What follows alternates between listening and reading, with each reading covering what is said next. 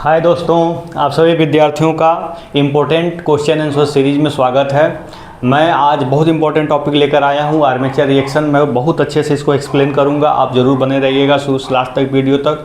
इसका पूरी समस्या का मैं पूरा समाधान आपके सामने कर दूँगा। मेरे भाई, मेरे दोस्त, मैं आपको बता दूँ कि इसके पहले 1 घंटे का वीडियो मेरा जो है लॉस हो गया। कैमरा के जगह पे फ़ोटो वाला सेशन ऑन हो गया था, इसके वजह से पूरी समझ लो कि हमने पूरा पढ़ाया हुआ चीज़ जो है डिस्टर्ब हो गया। तो आप ज़रूर इसको सपोर्ट करिए भाई, बहुत मेहनत लग रहा है इन सब चीज़ों में। तो देखिए मैं आपको बताने जा रहा हूँ आर्मेचर रिएक्शन बहुत इंपॉर्टेंट टॉपिक है, कई साल पूछा गया है। ये आर्मेचर रिएक्शन क्या है, ये कितने प्रकार का होता है, आज हम यही स्टडी करेंगे। अगले वीडियो में इसको कैसे रिमूव किया जाता है इसकी स्टडी करेंगे। देखिए इस टॉपिक के अंतर्गत कितना लिखना है, इसके लिए आपको नोट्स में मेरे टेलीग्राम चैनल पर नोट्स उपलब्ध है, डिस्क्रिप्शन बॉक्स में लिंक दिया हुआ है, वहाँ से आप ले सकते हैं। वो आप नोट्स से आप अंदाज़ा लगा सकते हैं कि कितना आपको लिखना है, ठीक है। अब यहाँ मुझे चूंकि आर्मेचर रिएक्शन समझाना है, इसलिए हम इससे रिलेटेड सारे टर्मों को एक्सप्लेन करेंगे, तभी आपको ठीक से समझ में आएगा। समझ रहे हैं ना। तो चलिए देखिए, जो जो चीज़ें पहले देखते हैं दिख रहा है उनको पहले हम लोग क्लियर करते हैं। ये क्या है, ये मेन मैग्नेटिक पोल है। ये कहाँ लगा रहता है, स्टेटर पे लगा होता है। जैसे मैंने आपको एक्सप्लेन किया था कि मान लीजिए ये आपका मोटर है या जनरेटर है, तो यहाँ पे जो स्टेटर पे ये लगा होता है ना, ये जो स्टेटर पे लगा होता है, यही क्या है आपका मेन मैग्नेटिक पोल है। यही इसी मेन मैग्नेटिक पोल को यहाँ पे रिप्रेजेंट किया गया है, इस तरह से यहाँ पे दिखाया गया है। तो देखिए ये एन और एस कैसे अलग अलग बनते हैं, इस चीज़ को मैं यहाँ पे दिखा दे रहा हूँ। यहाँ पे देखिए मान लीजिए 2 मैग्नेटिक पोल हैं, तार लपेटा गया है, ऐसे करंट इसमें मान लीजिए फ्लो हो रहा है।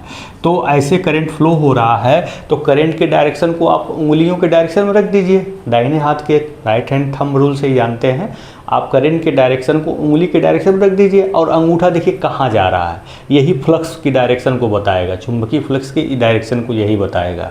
चुंबकीय फ्लक्स मतलब क्या, एक चुंबकीय प्रभाव जिसको रिप्रेजेंट करने के लिए लाइनें खींची जाती हैं, काल्पनिक चुंबकीय प्रभाव समझ लो फ्लक्स को, ठीक है। उसके लिए जो लाइनें खींची जाती हैं काल्पनिक, वही क्या है, चुंबकीय फ्लक्स हैं, काल्पनिक होती हैं, इसलिए प्रभाव को ही फ्लक्स समझिए। समझने के लिए मैं आपको बता दूं, यहाँ पे देखिए हमने करंट के डायरेक्शन में उंगलियों को रख दिया, अंगूठा अंदर जा रहा है, यानी कि फ्लक्स अंदर जा रही है।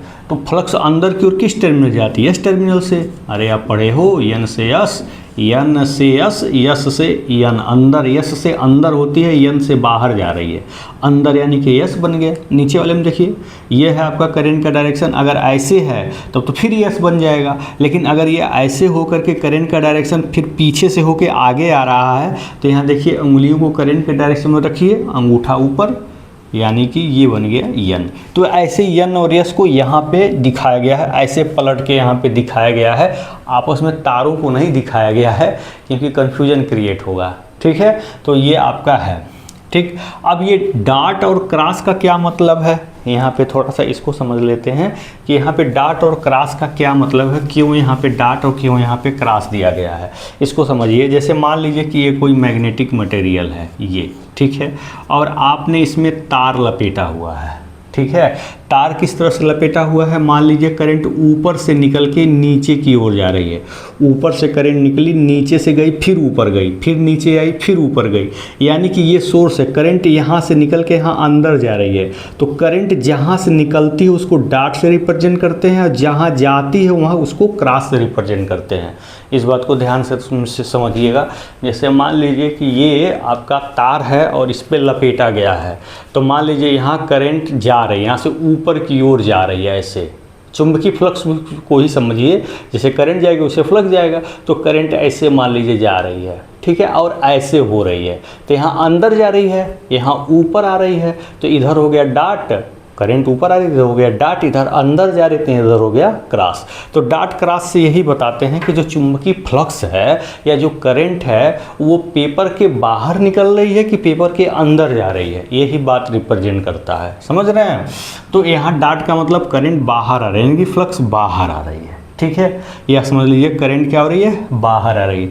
यहाँ क्रॉस का मतलब करंट कहाँ जा रही है, अंदर जा रही है, यहाँ से बाहर से, यहाँ से अंदर जा रही है, बाहर से निकल के अंदर जा रही है, बाहर से निकल के अंदर जा रही है। समझ रहे हैं। तो आप अपने उंगलियों को करंट के डायरेक्शन में रखिए, देखिए ऐसे निकल के अंदर जा रही है, तो आपका जो अंगूठा होगा वो क्या रिप्रेजेंट करेगा, चुंबकीय फ्लक्स को, यानी कि आपका मेन मैग्नेटिक फ्लक्स यहाँ इस पोल से निकल रही है, यानी कि ये एन बन गया।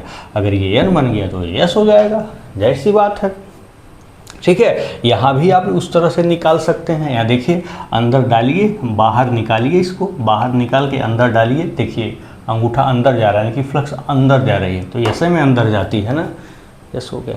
तो ये आपका मेन मैग्नेटिक पोल हो गया जो स्टेटर पे लगा होता है। ये आपका आर्मेचर हो गया, आर्मेचर मतलब रोटर पर, ठीक है, soft mild steel, armature silicon इस्पात, उसमें होता है स्लॉट, उसमें होती है binding, DC binding, DC binding मतलब क्या, क्लोज बाइंडिंग, कौन कौन, लैप या वेव, तो ये आर्मेचर की बाइंडिंग है। ठीक है, बहुत सारे ऑब्जेक्टिव पॉइंट्स हमने बता दिए हैं। ठीक है, ये आर्मेचर बाइंडिंग है, इसमें आपके तार दिख रहे हैं, करंट के डायरेक्शन के अनुसार चुंबकीय फ्लक्स को दिखाया गया है। इसको समझाने के लिए मैं यहाँ पे आपको अच्छे से समझा रहा हूँ। यहाँ पे देखिए, तो आपने मेन मैग्नेटिक पोल को समझ लिया, अब आपको क्या समझना है, आर्मेचर मैग्नेटिक फील्ड को समझना है।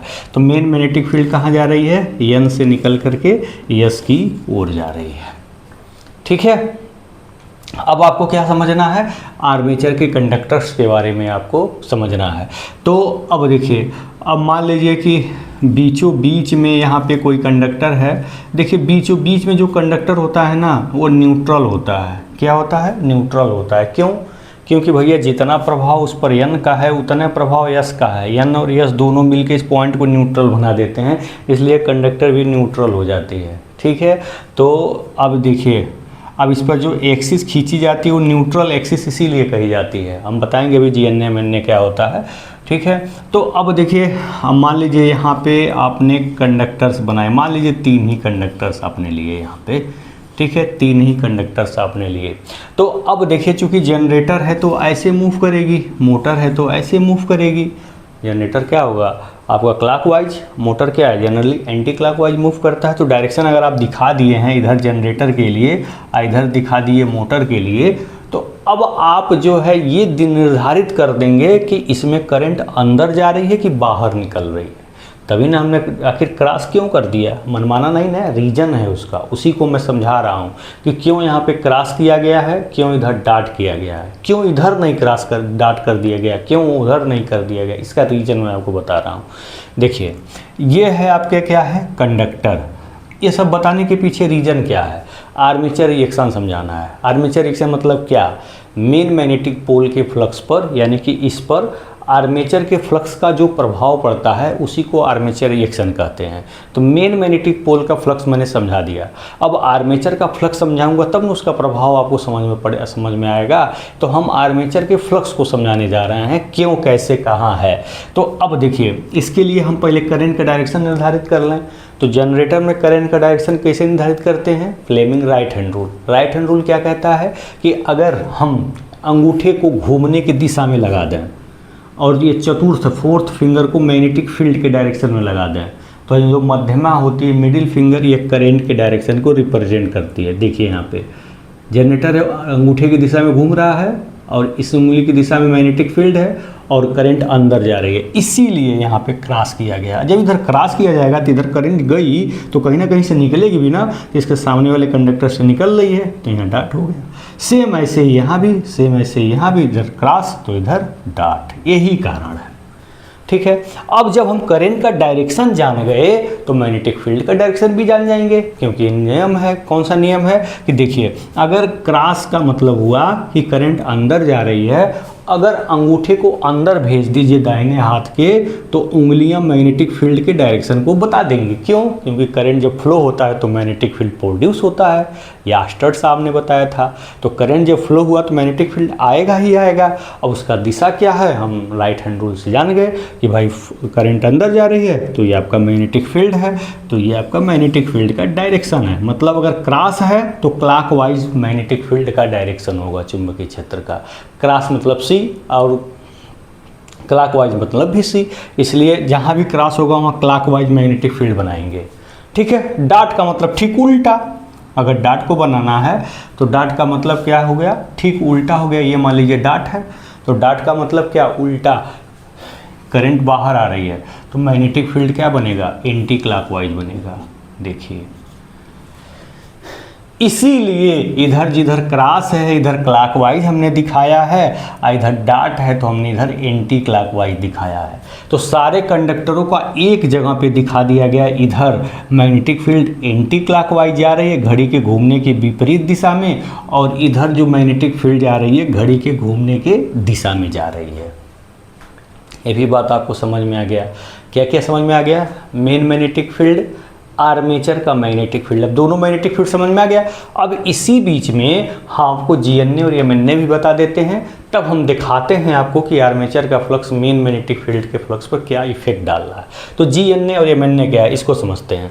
देखिए GNA क्या है, जैसे अगर हम बात कर लें, अभी अभी आपने यहाँ पे देखिए, यहाँ पे देखिए इस चीज़ को हम समझाते हैं यहाँ पे इसको फिगर के थ्रू। देखिए फिगर से चीज़ें बहुत अच्छे से क्लियर हो जाती हैं। जैसे मान लीजिए ये आपने क्या देखा, ये आपने मेन मैग्नेटिक पोल को देखा, ठीक है, ये N है ये S है, इसको ठीक बीचों बीच से जो एक्सिस जाएगी, इस एक्सिस को क्या कहेंगे, मेन मैग्नेटिक पोल एक्सिस। क्या कहेंगे, ये मेन मैग्नेटिक पोल एक्सिस, या पोल एक्सिस कह दीजिए सिंपल में। देखिए जो एक्सिस इसको बाइसेक्ट करती है, मतलब दो बराबर भागों में बांटती है, इसी को कहते हैं GNA, ठीक है। ये क्या करता है, समद्विभाजित करती है, बाइसेक्ट करती है। क्या, ये बाइसेक्ट करती है, बाइसेक्ट मतलब समद्विभाजित, दो भागों में बांट देती है। इसी एक्सिस को क्या कहते हैं हम, GNA, ठीक है।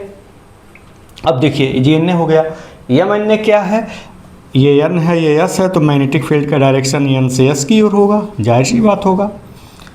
तो जो एक्सिस, बात को ध्यान सुनिएगा, जो एक्सिस इस मेन मैग्नेटिक फील्ड के लंबवत होती है उसी को कहते हैं MNA।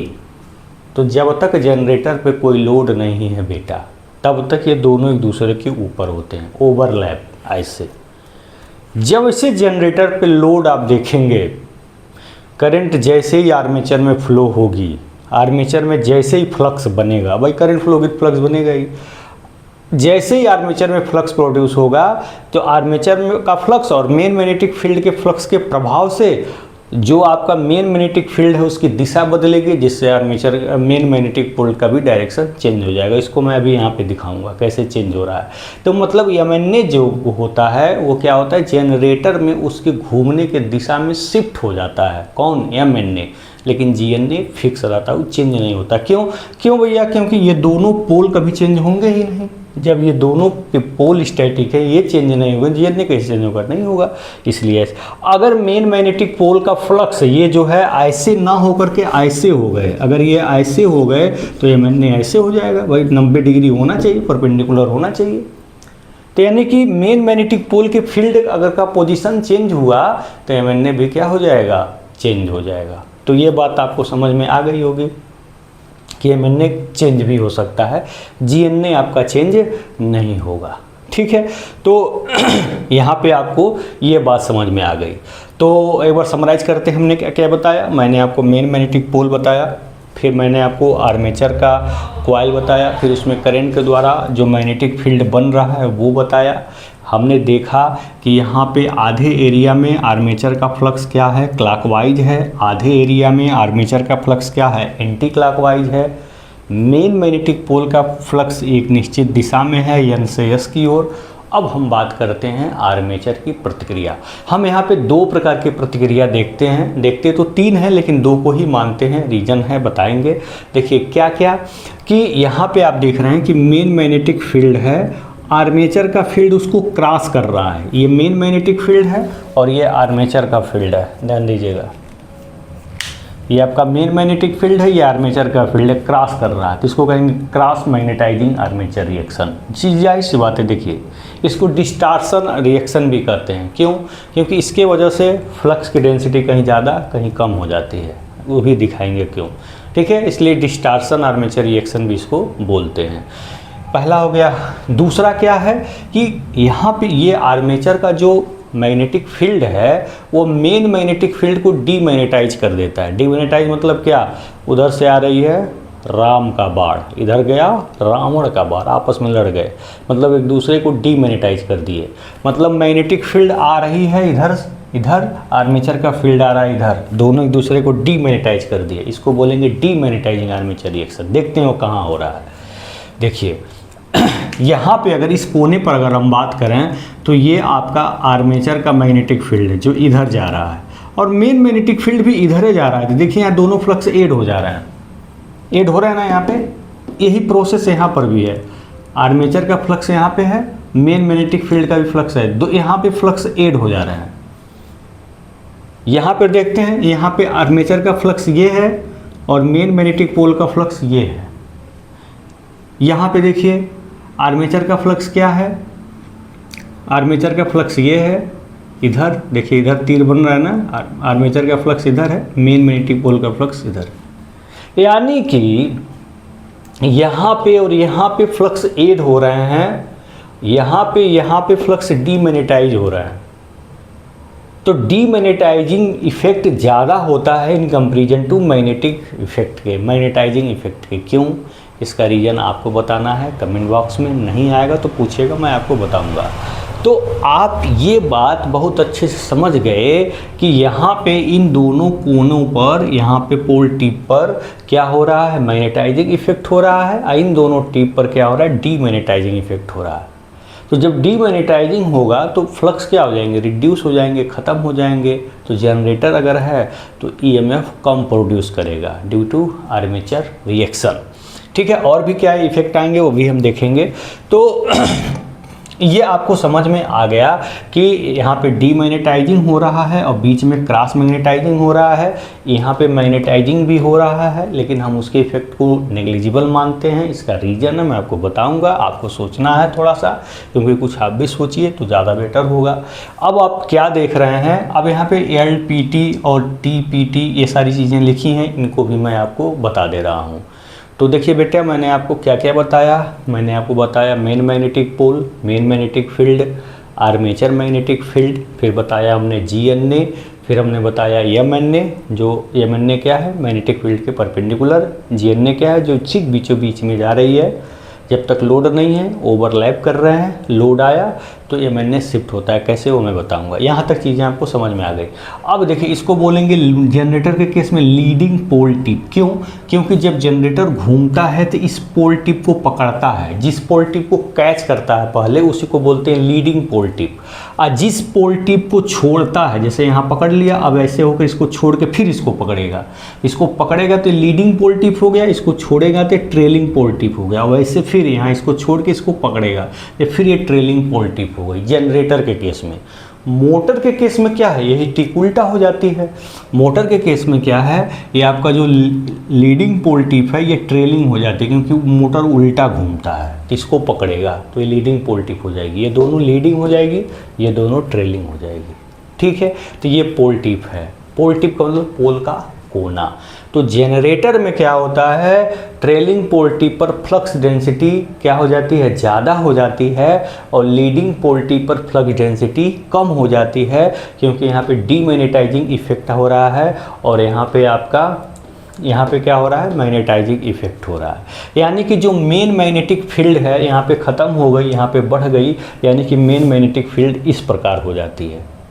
इसीलिए मेन मैग्नेटिक फील्ड का यहाँ पे इस तरह से इनको रिप्रेजेंट किया गया है। देखिए ये आपका मैग्नेटिक फील्ड है, ये आर्मेचर का फील्ड है, ये इसका रिजल्टेंट है, ये आप देख सकते हैं अच्छे से। तो ये बताइए, अब हमारी बात बताइए, अब जो रिजल्टेंट मैग्नेटिक फील्ड बना उसका डायरेक्शन यहाँ से ऐसे हो गया, ऐसे हो गया, यहाँ से ऐसे हो गया, यानी फ्लक्स डेंसिटी यहाँ पे ज़्यादा हो गई, यहाँ पे कम हो गई। तो MNA हमने बताया था ना मेन मैग्नेटिक फील्ड के परपेंडिकुलर होता है। तो अब देखिए MNA अब यहाँ पे शिफ्ट हो गया कि नहीं हो गया।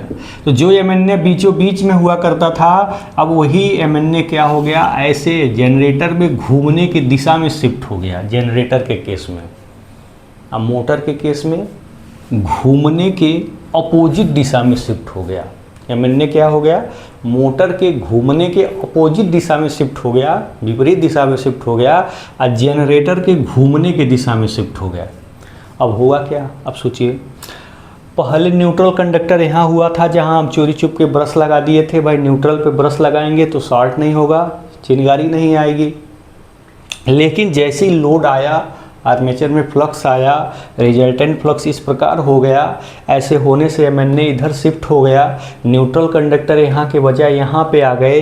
अब ये कंडक्टर में करंट आ गया तो ब्रश से शॉर्ट हो गया। और जब ब्रश से शॉर्ट हो गया मतलब हम अब लाइव कंडक्टर को टच कराएंगे तो स्पार्किंग होगी, इसमें स्पार्किंग होने लगी। इसी कारण से स्पार्किंग होती है। आर्मेचर रिएक्शन ही इसका मुख्य जिम्मेदार है स्पार्किंग की। ठीक है, तो अब देखिए, अब हम इसको कम करना है तो क्या करें, इससे ब्रश को कूदा के आगे कर दें। जनरेटर के केस में हम क्या कर दें, घूमने की दिशा में शिफ्ट कर दें। अब मोटर के केस में घूम इधर रहा है, घूमने के अपोजिट दिशा में शिफ्ट कर दें। तभी ना ब्रश जब यहाँ पे रहेगा तो न्यूट्रल कंडक्टर पर रहेगा तो स्पार्किंग नहीं होगी। ठीक है, तो ये संभव नहीं है। ये मोटर चल रही है, उसको शिफ्ट करना संभव है? नहीं संभव है। तो फिर क्या क्या चीज़ें हैं जो संभव हैं, उन सारे बातों को मैं आपको नेक्स्ट वीडियो में एक्सप्लेन करूंगा कि कैसे हम इस आर्मेचर रिएक्शन को कम करते हैं, समाप्त नहीं कर सकते। You can not completely destroy armature reaction, कभी डिस्ट्रॉय नहीं कर सकते। You can overcome by using some methods like interpoling, compensating binding, by increasing more number of turns. It's all matter, it's all types we have to study in next video. इसको हम next video में इसको study करना है हमें। यहाँ पे मैं आपको ये बता दूँ कि इस प्रकार से क्या होता है कि लीडिंग पोल टिप पर फ्लक्स डेंसिटी क्या हो जाती है, ज़्यादा हो जाती है, ट्रेलिंग पोल टिप पर फ्लक्स डेंसिटी कम हो जाती है। इसीलिए जब आप देखेंगे किताबों में तो मेन मैग्नेटिक पोल के फील्ड को इस प्रकार से रिप्रेजेंट किया है। ठीक है, क्योंकि यहाँ पे फ्लक्स बढ़ रहे हैं, यहाँ पे फ्लक्स कम हो रहे हैं।